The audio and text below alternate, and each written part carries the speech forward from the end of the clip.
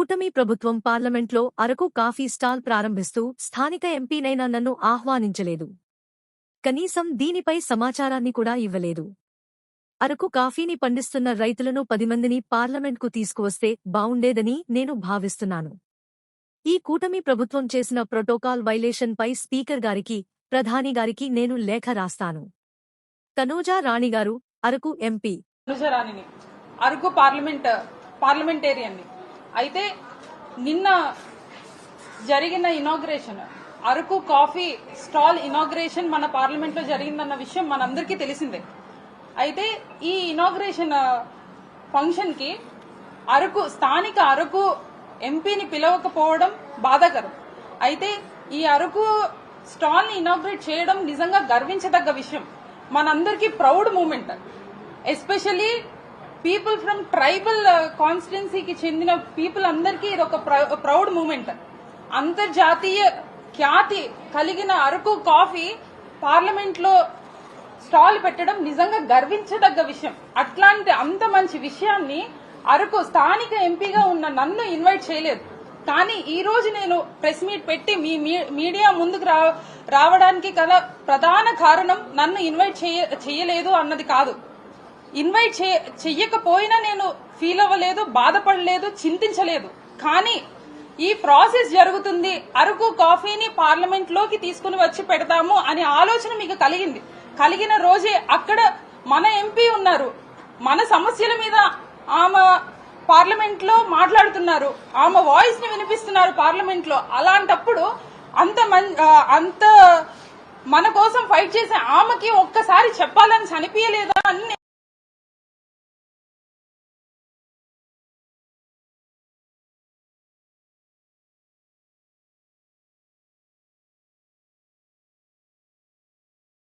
రోజు అరకు పార్లమెంట్ లోని coffee stall ని పెడితే అరకు ఎంపీని పిలవాలనిపించలేదా? కానీ ఈ ప్రాసెస్ లోని ఒకవేళ గనక నన్ను పిలిచి ఉంటే, లేకపోతే ఒకవేళ గనక నా పార్టిసిపేషన్ గనక ఈ ప్రాసెస్ లో ఎక్కడైనా పెడితే, నాకున్న ఐడియాస్ ఒక 2-3 నేను మీ అందరితో షేర్ చేయాలనుకుంటున్నాను. ఈ రోజు అందరూ టేస్ట్ చేసిందే, అంతర్జాతీయంగా కూడా అందరికీ తెలిసిందే. అయితే దాని వెనక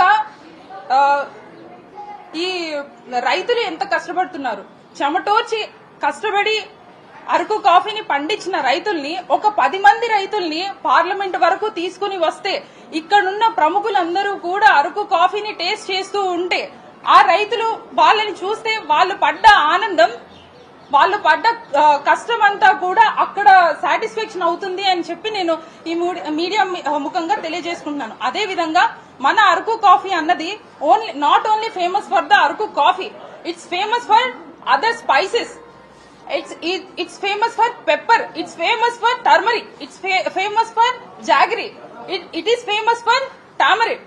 ఇట్లాంటి స్పైసెస్ ఎన్నో ఉన్నాయి. అరకు కాఫీ మాత్రమే అరకుకి ఫేమస్ కాదు. Araku famous for all the spices. ఇట్లా ఎన్నో ఉన్నాయి. అట్లాంటివన్నీ కూడా మనం బయటకు తీసుకుని వచ్చి ఇక్కడ పార్లమెంట్ సాక్షిగా ఎంతో మంది ఎంపీలకు కానీ, స్పీకర్లు కానీ, లేకపోతే ఇక్కడ నిన్న పార్టిసిపేట్ చేసిన అందరికీ మనం తెలియజేయవలసిన పరిస్థితి ఉండేది, ఒకవేళ నన్ను కూడా పార్టిసిపేట్ చేయగలిగితే. అదే విధంగా ఈ రోజు నిన్న జరిగిన ప్రోగ్రామ్ లోని అరకుకి ఫేమస్ అయిన దెంసా నృత్యం ఉంది. నిజంగా ఒక 10 మందిని మనం తీసుకుని వచ్చి ఆ నృత్యం కూడా అందరికీ తెలియజేసేవాళ్ళం. ఇట్లాంటివి ఎన్నో ఉన్న అరకుని ఓన్లీ వచ్చి 2-3 వచ్చి ఇప్పుడు నేను రైతుల్ని తీసుకుని రావాలి అనేసి నేను అనుకున్నాను. కానీ పక్కనే ఉన్న ఎంపీని పట్టించుకునే వాళ్ళు రైతులను అంత దూరం నుండి ఎక్కడి నుండి తీసుకువస్తారు? అది నా భ్రమ కాకపోతే. అదే విధంగా ఈ మీడియా ముఖంగా నేను తెలియజేసేది ఏంటంటే, ఇట్లాంటి పనులు ఏవైతే జరుగుతున్నాయో నా ప్రమేయం లేకుండా, నన్ను పిలవకుండా ఇది చేసింది టెంపుల్ ఆఫ్ డెమోక్రసీగా పిలిచే ఈ పార్లమెంట్ లోనే ఇట్లాంటి వైలేషన్ కలుగుతూ ఉన్నప్పుడు, మా ఇక్కడ ఉన్న స్థానిక ఎంపీనే పిలవలేనప్పుడు, ఇట్లాంటి రకరకాల పనులు, లేకపోతే మీటింగ్స్ కానివ్వండి, ఏదైనా ఇనాగ్రేషన్ కానివ్వండి, నా సొంత కాన్స్టిట్యున్సీ అయిన అరకు, మన్యం, ఏఎస్ఆర్ జిల్లాల్లో కూడా చాలా జరిగినవే. అది ఏదో నామకే వాస్తే, ఏదో నేమ్ సేక్ కోసం నన్ను ముందు రోజు నాకు ఫోన్ చేయడం గానీ, ఫోన్ చేసి మేడం ఇలా ఉంది అని చెప్పడం గానీ చాలాసార్లు జరిగింది.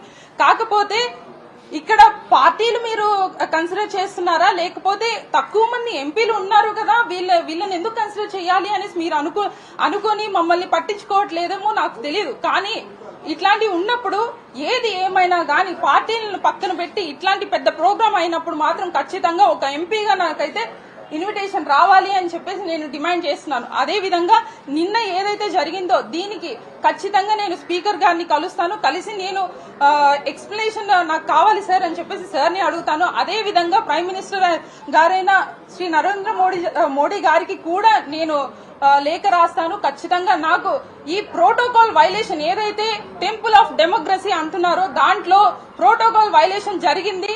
అది ఎవరు చేశారు, ఎందుకు చేశారు, ఇంటెన్షనల్లీ చేస్తే ఖచ్చితంగా నాకు జస్టిస్ కావాలి అండ్ నాకు ఎక్స్ప్లెనేషన్ కావాలని చెప్పేసి నేను డిమాండ్ చేస్తున్నాను.